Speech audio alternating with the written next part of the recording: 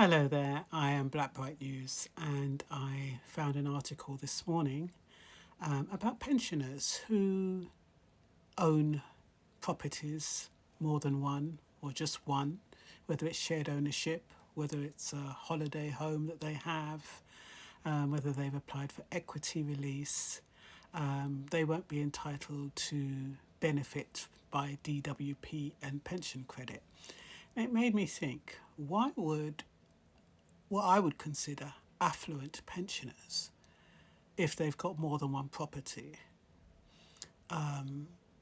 need pension credit anyway? Not unless I'm missing something, but okay. I was thinking to myself, okay, I'm in a shared ownership, and that means I wouldn't be able to apply. Well, I could apply, but if I was desperate, if I wasn't working and my pension didn't cover my bills, what they would do is they'd look into the percentage shared ownership that I own before helping me out. So I wouldn't be able to just go and get pension credit if I was that desperate, or any other kind of benefits, if I've got money wrapped up in my home, like the shared ownership. With shared ownerships, for those of you who don't know, you own a percentage of the home and you pay rent on the difference. Now, it's I'm not quite sure where the government are going with this. It seems like, well, I don't know. I need someone to tell me what the government is aiming for, because, like I said, as far as I'm concerned, if a pensioner has more than one property and maybe they're renting it out or whatever they're doing, they're living quite well with the investments that they've made, why would they need pension credit? Not unless they're saying if they fall on hard times, but I would think if they fall on hard times, they would sell the property. They still wouldn't need pension credit or any other benefits from DWP. If I'm missing something, please tell me. Anyway, I've written some notes. New set of rules introduced by DWP around house ownership for pensioners.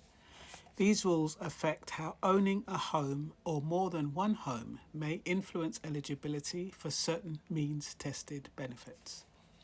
In simple terms, if you're a pensioner and you own property but have no fluid cash or savings, I presume, this change could affect you. Owning a home, inherited homes, or shared ownership properties can impact benefits such as pension credit and housing related support. In other words, if you're hard up, this is my words, in other words, if you're hard up but living in a home you bought, you'll need to sell it if you want help from the government. But I would have thought if you sell it, you wouldn't need the help from the government because you'd have enough dosh, wouldn't you, to live off of? So that's where I'm getting confused. I think I'm missing the point. These rules are most likely to affect pensioners who own more than one property, and that's in whatever shape or form. They've given a list, but rather than go through the list, just as long as you own more than your principal property that you are living in, these rules will apply.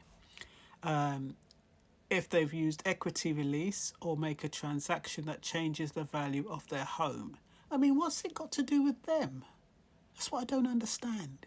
If you're minding your own business, you have a home, you've taken equity release out of the home,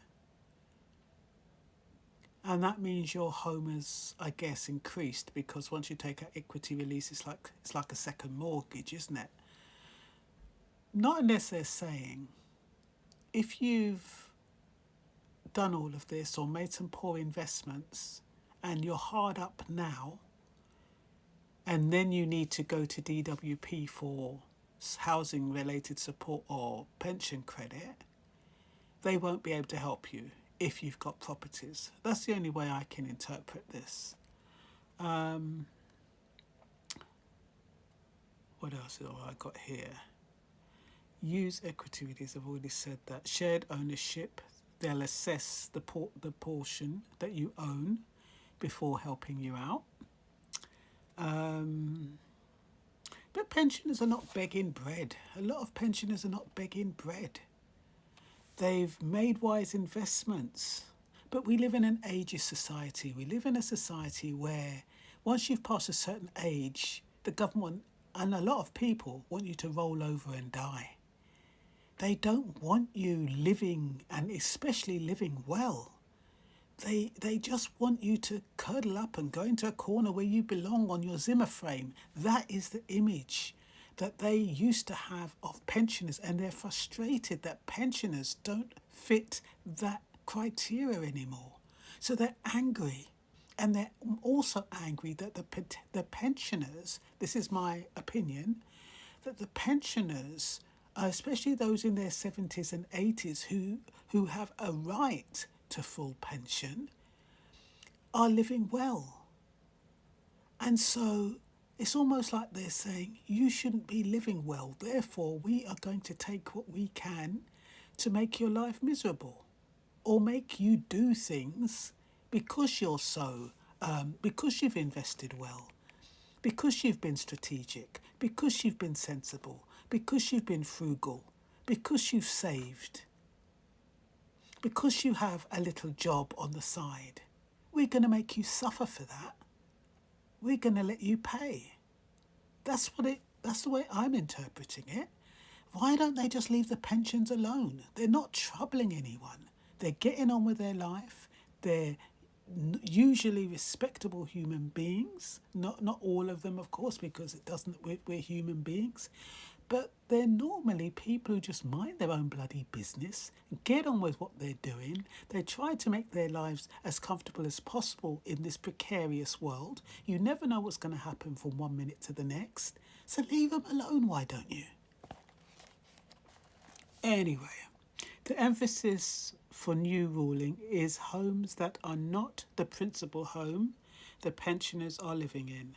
But surely these pensioners wouldn't need to apply for benefits? Or am I missing something? That's what I've written again. If a pensioner lives in their own home with no other assets, they'll be impacted minimally. The basic state pension will be unaffected by home ownership. It wouldn't surprise me if down the road they're going to start saying, oh, if you own your own property, you're not entitled to full state pension. I don't know if they can do that after you've paid into it, but anything is possible. I just don't understand why. And the funny thing is that most of these people who are making these regulations, they're old fogies themselves. So, but I guess with all their trust and with all their clever machinations and with their high-paid trust lawyers to do all the dirty work for them and make sure that whatever way the government doesn't get a hand on their money or their properties, they know how to do that. The rich know how to protect their assets and their money. Regular people don't. Regular pensions don't. So you will have rich pensioners and you'll be thinking, oh, why would they do that when it's going to impact them? It's not going to impact them.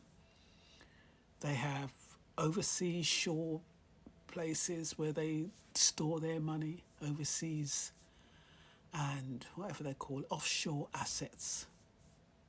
And they're very clever. So that those people left behind, why they think that everybody's being treated the same, they're not being treated the same. That's why the wealthy will remain wealthy, because they know what to do. The people on the ground don't know what to do. And there are ways where if you've got property, you can put it in trust. It means you don't financially benefit from it, but you can put it in trust for your children or your grandchildren, and the government can't touch it.